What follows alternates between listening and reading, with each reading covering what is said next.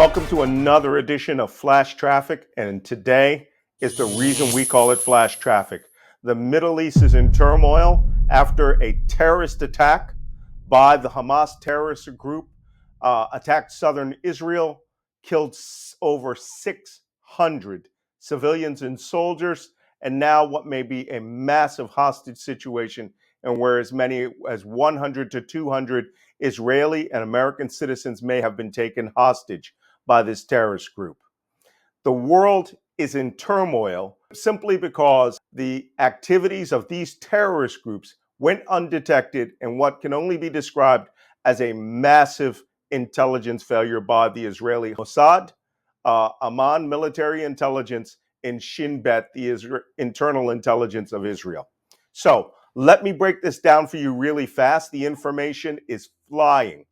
Yesterday morning at 3 a.m. when I got up, the first attacks were actually occurring in Israel, and it was very clear that this was unlike any terrorist attack that I had ever studied, I had ever seen, or I was ever involved with the counteraction of in the entirety of my career in the Israeli-Palestine region outside of Lebanon. What had happened was the Hamas terrorist group clearly spent a very long time, easily years, planning for a very large-scale attack against Israel using hundreds, if not thousands, of fighters who broke through and attacked Israel's border checkpoints along the Gaza Strip, seized military bases, and then flowed men and equipment and weapons into southern Israel, started taking over villages and hamlets, and even made a landing by air using paragliders and by sea using naval-borne commando terrorists around the city of Siderat in southern Israel and as far north as Ashkelon in southern Israel, where they just started mass murdering civilians and engaging with police and military forces when they found them. Several, what could possibly be 100 to 200 or more civilians were taken hostages, including entire families, and brought back into Gaza to be exchanged or to be used as human shields. At this point, we don't know. This is the greatest crisis in Israel since the 1973 surprise attack by the combined Egyptian and Syrian armies. But this is not a war with an army. This is a war with a terrorist group that carried out a militant action that was nothing but pure terrorism. So, what are the options here? Number one, today Israel declared that they were invoking Article 40 Aleph, which places the nation in a state of war, which means every person who is a reservist, man, woman, who are responsible to or have been trained in the Israeli armed forces will be reporting for duty. This means that the nation is now on a full-scale war footing as if they were attacked by another nation.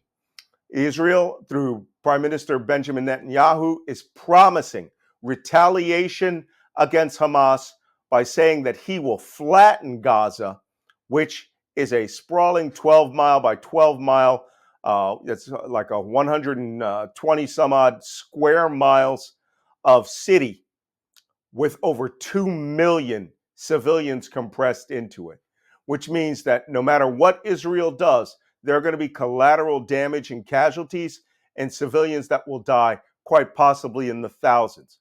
This, of course, can only radicalize even more activity by the terrorists and will not knock down the support for the Hamas terrorist group at all.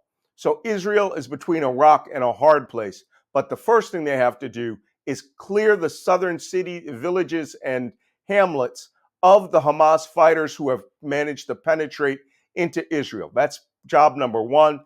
Then seal the border areas with Gaza, and then build up enough military force, get proper planning into position, and carry out the incursion into the Gaza Strip in such a way that they do not end up mass killing civilians and losing their support around the Middle East. Malcolm, this is horrific. Can it get worse? Yes, it can get worse. As you may know, Hamas is supported by Iran, and the Iranian Revolutionary Guard Corps has been smuggling weapons to them for years. Iran has been also funding the Hezbollah terrorist group, an organization that I had operations against back in the 1980s and 1990s for decades. They have tens of thousands of rockets, whereas Hamas fired 2,000 rockets into Israel yesterday. Hezbollah in Iran could rain tens of thousands of rockets down on Israel and overwhelm their Iron Dome missile defense systems. Also, there are Iranian backed militias and forces in Syria, which could also take part in the activities, as well as Iranian Revolutionary Guard Force, terrorist commandos that could also start attacking Israel from the northeast. This is a horrific situation in which what we have is Israel is technically buffered by Iranian-backed terrorist groups in the south, the north, and the northeast, also supported directly by Iran and the Iranian forces in such a way that they could expand this war in the Middle East and make it a regional-wide conflict. Egypt has its own ISIS insurgency going on in the Sinai Peninsula, and due to the number of people in Gaza and the economic situation there, have had great difficulty closing off trade and the underground tunnels which Hamas had made, which had been infiltrating weapons to them. Same thing with Lebanon in the north. Those areas are not controlled by the Lebanese army. They are controlled by the terrorist group Hezbollah, which Israel had a 10-year counterinsurgency with that killed several thousand, 2,000 Israeli soldiers. But as of right now, Israel is taking the most horrific losses of civilians and soldiers since 1973 war. That war, because it was carried out by states, in the end led to a peace agreement between Menachem Begin, the prime minister of Israel, and Egyptian President Anwar Sadat, which was the first steps to overall bringing peace to Israel by removing the Arab states as hostile factions. Now that that's been removed, what we have left are Iranian-backed terrorist groups who have determined that they are going to hold land in Israel, release a reign of terror on the Israeli population, and pray that Israel carries out massacres of its civilians in order to further destabilize our Arab allies and to inflame the Muslim world. That's what's at stake today. So what we're going to be doing is, you'll see that I'm writing a series of reports for Substack. I started one the very hour that the attack started in Israel. I've done one which showed that this is an intelligence failure on Israel's part. There will be several more on how the Arab states will be able to interact with this, and how Russia and Iran are interchangeably involved in destabilizing not just the Near East, but right now Russia and its PMC Wagner mercenaries are destabilizing North Africa. They've already carried out one coup d'etat against French interest in Niger. They've removed the anti-terrorism forces that were stopping Al-Qaeda and ISIS in Mali, and how Russia is backing a coup attempt and a possible war between Serbia and Kosovo in order to distract from their crushing defeats that are going on the Ukrainian battlefield. All of this is intertwined. That's why it's called geopolitical.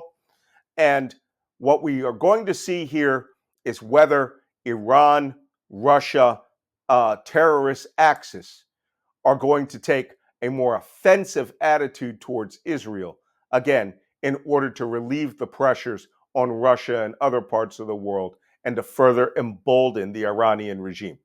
So that's it for this flash traffic. That is the update that you need. Keep checking in. I'm going to be making more of these as the situation changes. The situation is changing by the hour, not by the day. So be sure to subscribe to YouTube, subscribe to my Substack to get these reports. Some of them are behind a paywall. We want to make sure that you are as best informed of the situation that is going on. So stay tuned to Black Man Spy and the Special Intelligence Substack to get as much information as you can.